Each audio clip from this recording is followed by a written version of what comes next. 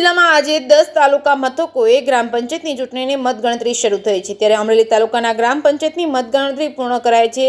77 ગ્રામ પંચાયતના સરપંચ અને 12 ગામોની પેટા ચૂંટણીની ગણતરી સહિત 2012 સભ્યો પદોની ગણતરી કરવામાં આવી હતી। અમરેલી જિલ્લામાં કુલ 1216 ઉમેદવારોના ભાવિ થયા હતા। નક્કી મતગણતરીમાં જિલ્લામાં 200 જેટલા કર્મચારીઓ સતત કામગીરીમાં જોડાયા છે। દરેક તાલુકા મથકોએ 5 ટેબલો ઉપર 3 કર્મચારીઓ મતગણતરીમાં કામમાં જોડાયા હતા। અમરેલીમાં શાંતિપૂર્ણ માહોલમાં ચુસ્ત પોલીસ બંદોબસ્ત વચ્ચે મતગણતરી પૂર્ણ થઈ હતી। જેકે સિંહ ગુજરાતી સાથે જૈનિક સુચિત્રા અમરેલી।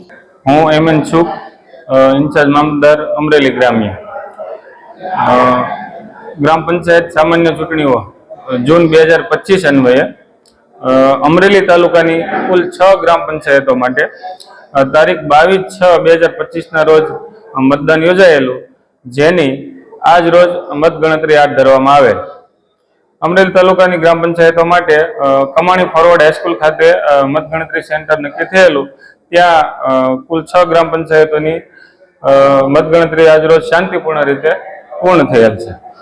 નવા ખીજડીયા વિપુલભાઈ નપાભાઈ કણબી ગ્રામ પંચાયતની સરપંચની ચૂંટણીમાં જીત્યો છું 218 મતે।